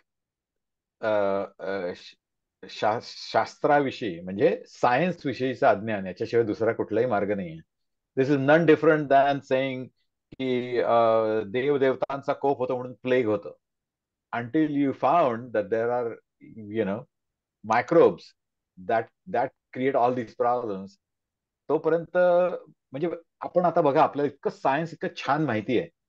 2000 वर्षापूर्वी ज्यावेळे लॉज माहिती नव्हते, फिजिक्स एवढं तयार झालेलं नव्हतं, त्यावेळे हे किती भयंकर असेल हे. म्हणजे एकदमच दिवसामध्ये एकदम अंधार होतं, right? Must be scary as hell. लोक म्हणतील हे काय, what the heck is happening? तर त्याला काहीतरी एक्सप्लेनेशन द्यायला पाहिजे. मग त्याच्या निमित्ताने अमुक करू नका, तमुक करू नका, तमुक करू नका. मग दे दान सुटे गिराण, म्हणजे बाबा त्या निमित्ताने काय लोक म्हणतात, त्या निमित्ताने लोकांना दान करा. All of these things don't mean anything. I'm being purely scientific, not that I don't follow religion, but जे खरं आहे ते खरं आहे, आणि जे सायंटिफिकली डझंट मेक सेन्स. म्हणजे आता जर कोणी म्हणलं की आपल्याला पूर्वीचा, अजूनही लोक म्हणतात की अमुक अमुक खाल्लं की खोकला होतो, और तुम्ही अमुक करू नका. मी या पठडीमध्ये वाढलोय, विशेषतः फर्ग्युसन कॉलेज म्हणून, which was a very intellectual college, की हा सूर्य हा जयत राहता. If you say it, show me the reason why. If not, मी ह्यातलं काही मानायला तयार नाही.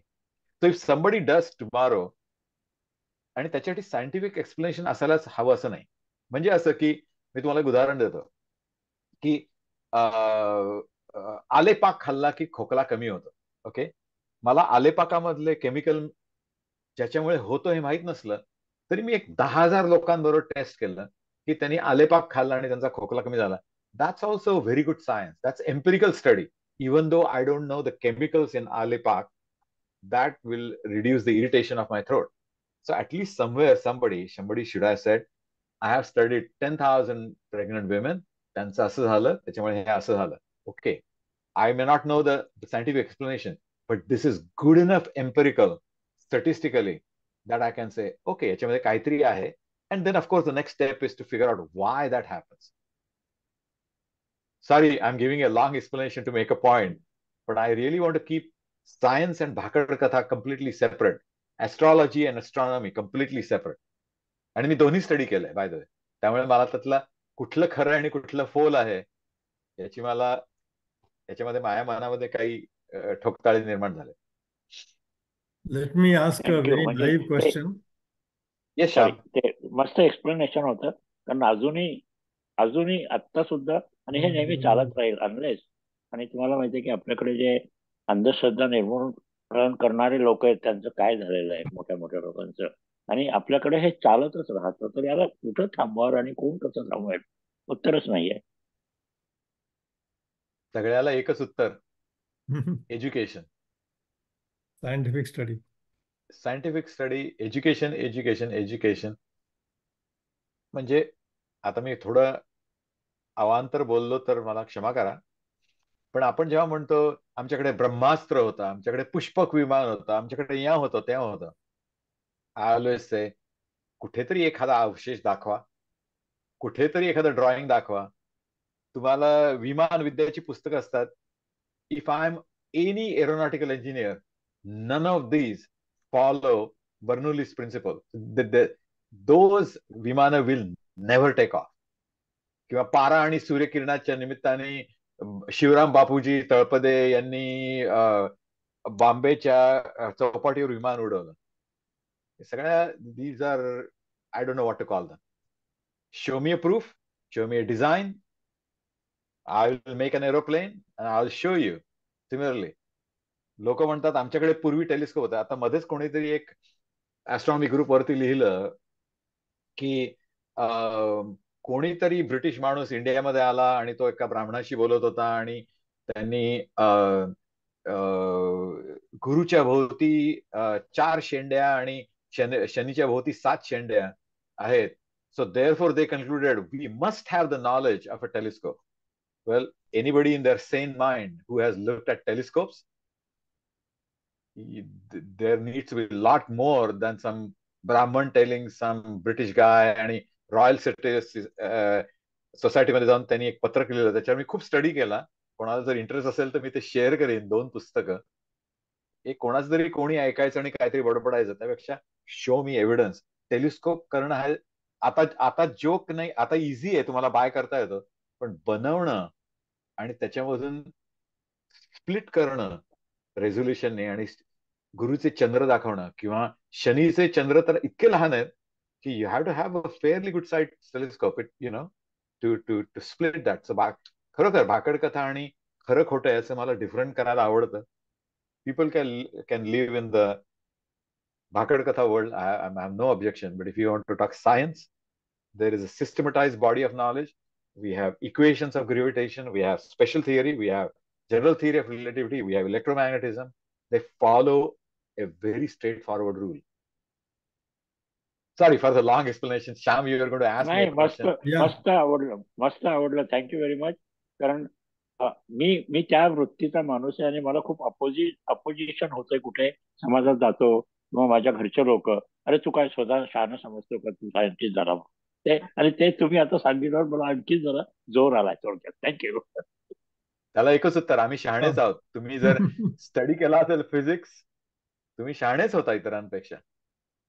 सी, आपण हे मी थोडं पुन्हा अवांतर बोलतोय, पण आयुष्यामध्ये शिक्षणाशिवाय पर्याय नाही. आणि शिक्षण म्हणजे भाकड कथा नाही. शिक्षण म्हणजे systematize mathematics, physics, chemistry, all the way from quarks all the way up to large bodies. त्याच्यामध्ये सुसूत्रतापणा आहे. रॅन्डम गोष्टी होत नाहीत. Maybe they happen statistically, maybe they are not deterministic, but they are at least in the vicinity. What I mean by that is, you may not be able to tell you the exact position of an electron around an hydrogen atom, but with statistics I can predict की या neighborhood मध्ये असण्याची शक्यता आहे. But none of the other things provide me even the neighborhood explanation. Right? आता मी तुम्हाला गंमत सांगतो. तुम्ही ते नील डिग्रासीचं वाचलं असेल. तुम्हाला माहिती आहे की the time slows down for objects that are flying at half or 90% of the speed of light, right? So when a photon is emitting from a galaxy that's 2, 3, 500 million light years away, right? That photon starts the travel. For 200 million years, that single photon travels all the way through Earth's atmosphere, goes through the front objective lens or that, and then hits your CCD camera, right? So when objects are flying, are traveling at the speed of light, the time actually stops. The time ceases to stop. Can you imagine that 200 million वर्षापूर्वी जो photon चालत येतोय, the time has stopped, and the photon that you are seeing is actually 300 million years old, but for that photon, it's still in time zero until it happens to hit the CCD, and then of course, it creates a photoelectric effect. That's a different story. But these are the fascinating things that we need to teach in education all the way from childhood. For childhood, we need to teach our children. आपण आता उत्तरांगामध्ये आहोत. We need to teach these things to our children and grandchildren and sit outside. I think one of the most important thing that happened for me when I was a child, आमच्या घरापाठीमागं खाट असायची आमच्या background मध्ये. तर रात्री खाटेवर झोपायचं आणि वरती बघायचं आणि आकाशगंगा आणि तारे दिसायचे. इतके पूर्वी अंधार असायचा खूप, सिटी लाईट नव्हते. असं वाटायचं की आकाशगंगा ऍक्च्युली आपल्यावर पडतीये, राईट? सो वी नीड, आपल्याला काय झालंय, आपण पोर्टलंड मध्ये मी राहतो, मला बेसिकली 10 तारे दिसतात. We need to take our children where it is really really dark and let them see what the universe is all about. आणि त्याचा सायकोलॉजी म्हणजे आपण एकमेकांशी भांडतो, चिडतो, हेवे दावे करतो. We get used to some piddly things until we decide that we are nobody. त्यावेळी तुमचा सगळा जो इगो येतो, जेव्हा झिरो होतो, त्यावेळी learning begins. So I think it's important, all of us who are here on this, to think in those terms की त्या मुलांचं व्ह्यू व्यापक कसा करता येईल आपल्याला. Let them look up at the stars. Let them tell them stories. Just the story मी जी सांगितली की जो 200 मिलियन वर्षापूर्वी निघालेला photon happens to come by and hits your CCD camera and your telescope. What an amazing story that is. And for that photon, the time hasn't moved. For you, that photon started 300 million years ago. And all that is because of general theory of relativity. We have finally realized. That's why a lot of the particles that decay, that come out of sun, if they were here, they would be decaying in microseconds or milliseconds or nanoseconds. But when they emanate from the sun and come all the way to the earth, they're still alive. That means they're not decaying because their time has slowed down because they're traveling very close to the speed of light. So let's not look at the sun just, hey, eclipse, nice. But there is a very good YouTube, तुम्हाला कोणाला बघायला मिळाली, the difference between knowing and understanding, right? It is, if it's a 3 or 4 minute, की तुम्ही गोष्टी बघता आणि म्हणता अरे वा eclipse किती छान, get a amazing experience. But we have to scratch surface and say, do I really understand what the eclipse is all about? जसं मी बऱ्याच वेळा म्हणतो की तुम्ही एखादं सुंदर गुलाब पाहता, तुम्हाला आनंद मिळतो, पण some days you have to go down a little bit and say एकाच गुलामध्ये एकच पाकळी, ती खाली ग्रीन असते, ती येलो होते, थोडी पिंक होते आणि रेड होते, दिसायला सुंदर दिसते, but now you have to know why that happens, right? You have to scratch the surface and really go into the science, how, whether it is nature or statistics, whatever you want to call it, but how does that all happen? We need to think about ग्रहण also, की ग्रहण का होतं, go beyond sun and moon and go into celestial objects. Sorry, मी हे खूप प्रस्तुतपणे बोलतोय, पण it is my passion. I want that all of you go into the details of science. So nice to meet Aruna, another Fergusonian. माझी पण Fergusson कॉलेजची physics degree आहे, पण I have no knowledge of astronomy, which I really feel bad about. But I think I need to learn from people like you. And I'm coming to Portland, so I would like to get your contact details on the chat. So I would like to see you.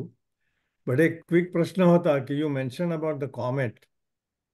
And Yeah. that comet will be only visible during the eclipse, but we cannot see that normally during the darkness of the night. So what is the reason for that?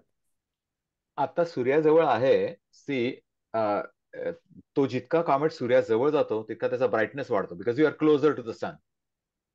But the negative part of that is sun is so bright that watching comet becomes difficult. Okay. So unless the comet's composition is such and the tail is big enough and bright enough, then of course, म्हणजे मी आतापर्यंत जवळजवळ 7 comets पाहिले.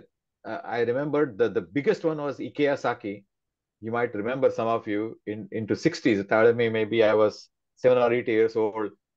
The जवळजवळ 1/3 आकाश इतकी त्याची long tail होती. You can look at on the web, you can search for Ikea Saki, right?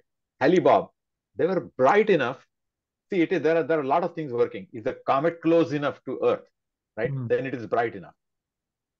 Is it close enough to sun?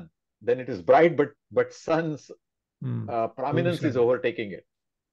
So it all depends upon celestial locations.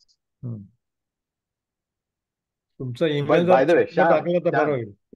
Shyam, we both have gray hair, but we are both young. Yeah. There is plenty of years for us to learn. But if you can put your email on the chat, I would like to communicate with you. अगदी नक्की, काय problem नाही आहे, अगदी जरूर भेटायला आवडेल. It's really very simple, sandhibide@gmail.com. Okay. मी ते पाठवलंय आणि माझा हे पण पाठवलाय, काय बरं, सेलफोन. ओके. ज्यांना कोणाला इंटरेस्ट आहे, I will definitely connect.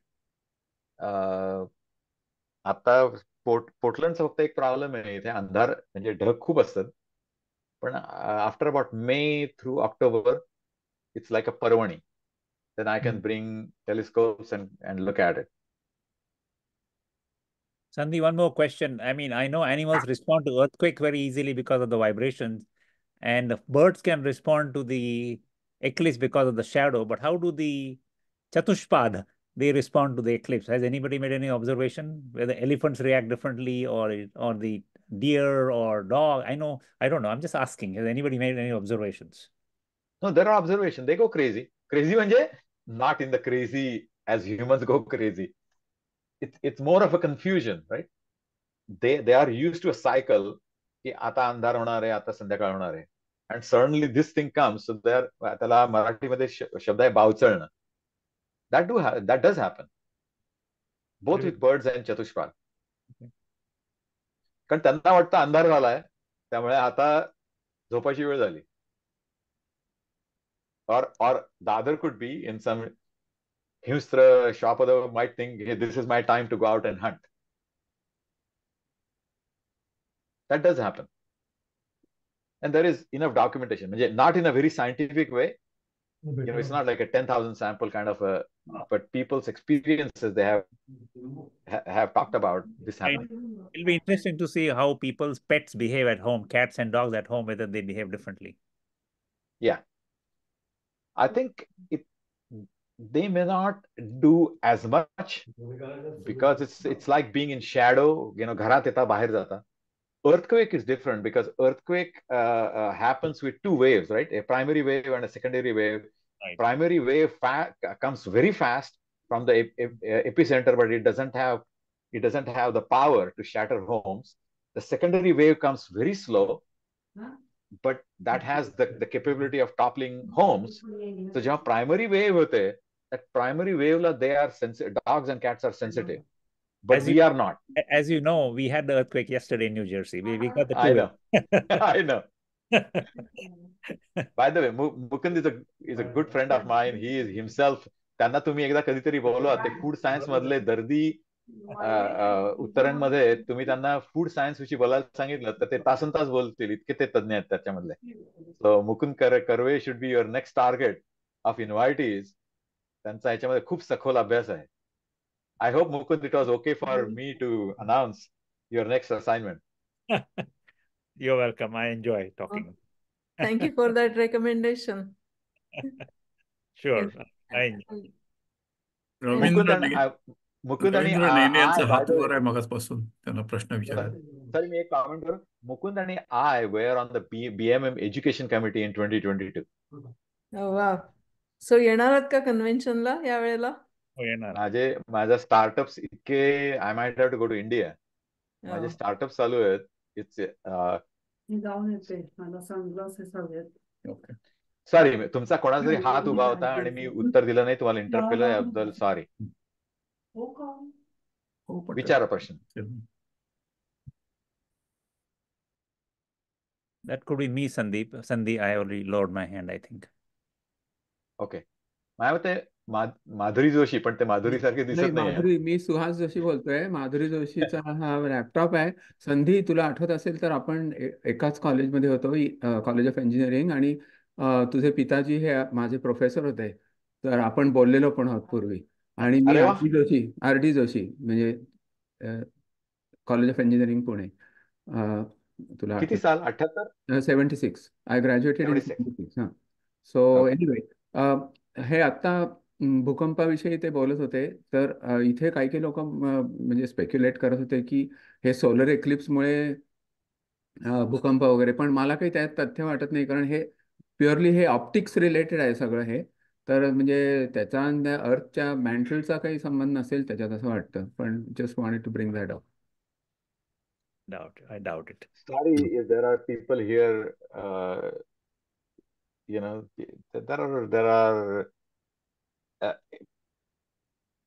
politicians in extreme positions.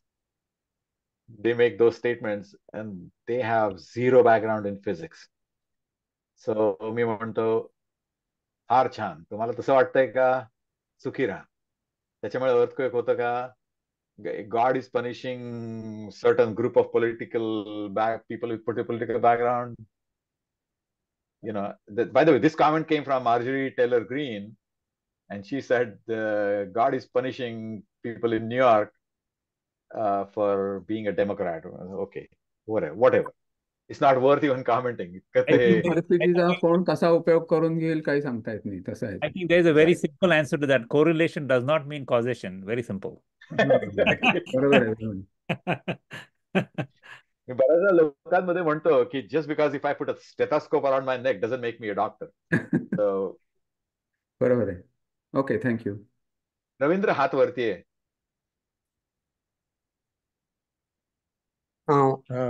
मला प्रश्न नाहीये, पण मग दोघा लोकांनी विचारलं एक प्रश्न, त्याचं मी उत्तर देऊ इच्छितो. तो म्हणजे सूर्यग्रहणाच्या वेळेला सूर्याकडे बघू नये, कारण की त्यामुळे डोळ्याला त्रास होतो वगैरे. हे खरं आहे. फक्त त्याचं वर्णन करताना फक्त सूर्यग्रहणाच्या वेळेला बघू नये असं जे म्हणतात ते चुकीचं आहे. फक्त हा शब्द काढून टाकायला पाहिजे. सूर्याकडे केव्हाही बघितलं तर डोळ्याला अपाय होतो. करेक्ट. आणि सूर्यग्रहणाच्या वेळेला इट्स ए सायकोलॉजिकल इफेक्ट. लोकांना वाटतं की आता अंधार आहेत, आपण जास्त वेळ बघूया. ते त्याचं कारण आहे खरं.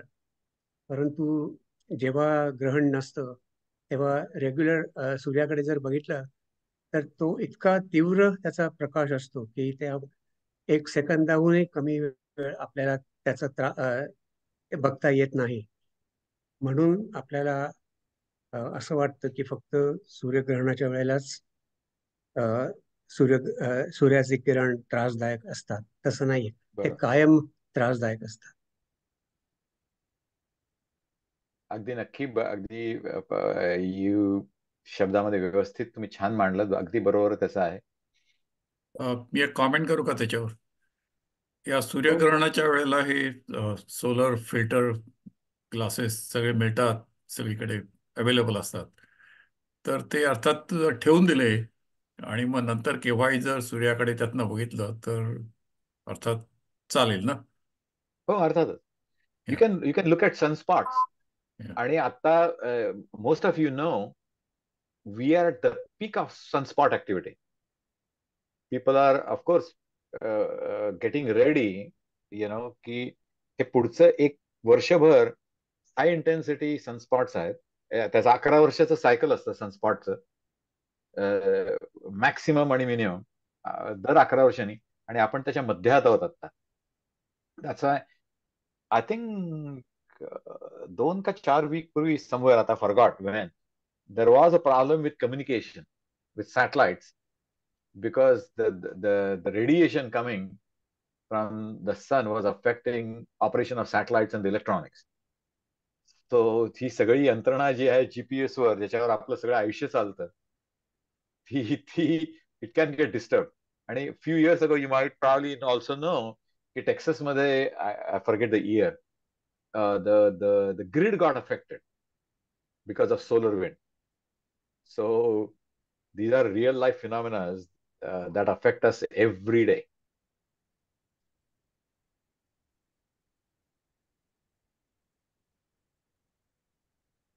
Since somebody asked, I might as well ask, even though it's a dumb question. I had bought specially designed solar eclipse glasses in 2017. I saved them. I can still use them, I think, right? Of course. unless they, that's a plastic and a layer break व्हायला लागले असतील. Yes, they're not scratched. They're not scratched. I checked. Okay. No, but you bring up a good point. मी बऱ्याच वेळा filter वापरतो तर तो कधीतरी पडतो, समजा कोणाच्या हातातून. असतो तो $70-80-90 आणि जर त्याच्यावर स्क्रॅच असेल, the best thing is to discontinue using them. So scratches पडत असतील, नका वापरू. म्हणून तर मी जेव्हा वापरतो फिल्टर त्यावेळेस मी त्याच्या भोवती ते काय म्हणतात, कसलं मटेरियल असतात, इट्स लाईक आपण चष्मा पुसायला वापरतो ते, it's a microfiber I think. त्याच्यामध्ये गुंडाळून मी व्यवस्थित दरवेळी ठेवतो.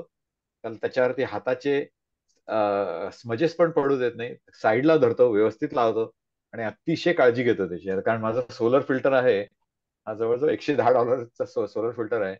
आणि by the way, people sed about solar filter, if you have a Nikon DSLR, right, you can use it like a telephoto, maybe 300 to 500 millimeter camera. Put the filter on top of the objective, and you can use it throughout the year. Watch sun, you can look at sunspots, you can look at whatever.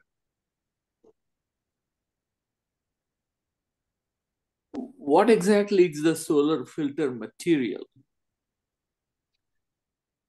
So I'll talk about H-alpha solar filter.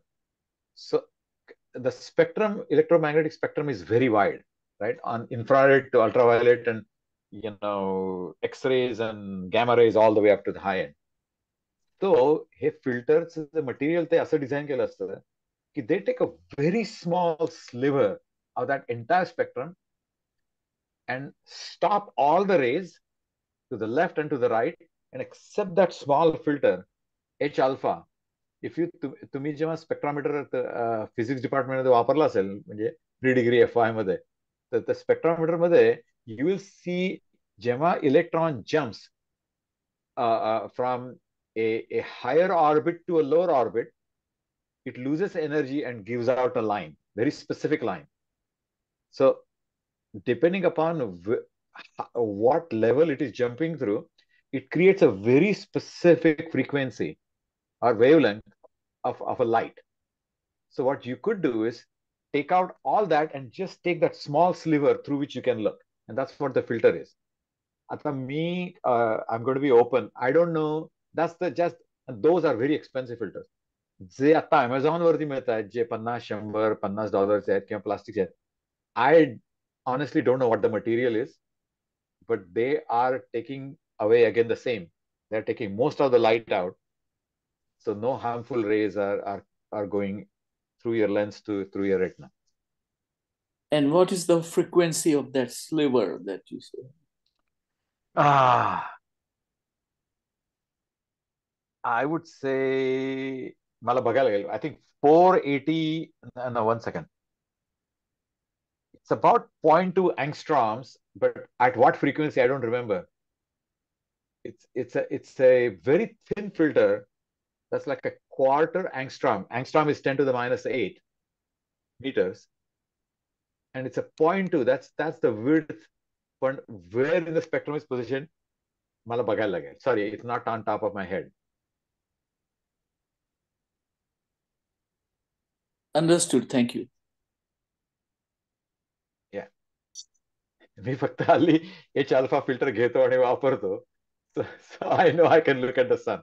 In fact, whole summer भर मागच्या वर्षीपासून I have been following the activity, and taking pictures. And it's just fascinating. I think just the idea, the notion that a small dot, a black dot, can be 2 or 3 times the Earth is just fascinating to me.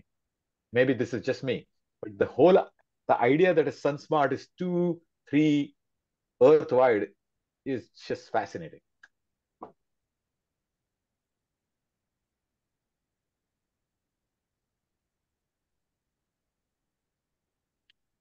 Well, आणखी काही प्रश्न?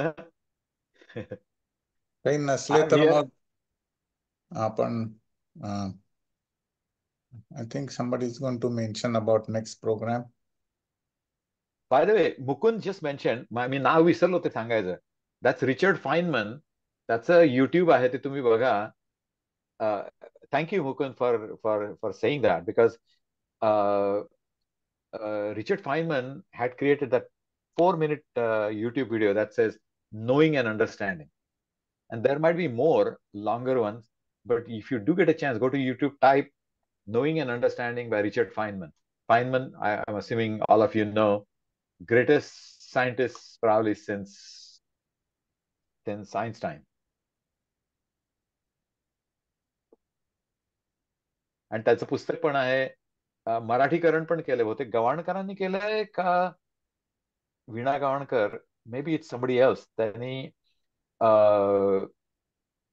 फाइनमन you must be joking नावाचं Penguin पुस्तक आहे. तुम्ही कुठल्याही जुन्या बाजारात गेलं तर तुम्हाला $4-5 मिळेल. बट फाइनमनचे जी कॅल्टेक मधली 20-30 लेक्चर्स आहेत. आणि फाइनमनचं एक चांगलं येतं म्हणजे तो अतिशय सोप्या शब्दामध्ये कॉम्प्लेक्स सायन्स समजावून सांगतो. He is no more but he is one of those अवलिया माणूस, म्हणजे बहुरंगी अवलिया yet amazing scientist and an amazing bongo player and just a fundamental grit level physics knowledge as a physicist. He's one of my idols besides Einstein. Subhash, are you there? Yeah, मी आहे इथे.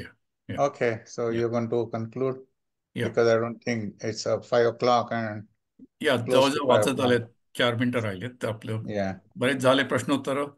पुन्हा एकदा धन्यवाद संधी. सगळ्यांना खूप अगदी अपूर्व माहिती दिली आणि शंका कुशंका सगळ्या दूर केल्या. Leisure was all mine. Yeah. This तेव्हा was exciting for me आणि Yeah, मला आपण ऑडियन्स दिल्याबद्दल मी तुमचा शतशः ऋणी आहे. आणि आता सगळेजण आपण 2 दिवस आणि वाट बघूया सूर्यग्रहणाची आणि त्याचा आनंद उपभोगूया. ओके, तेव्हा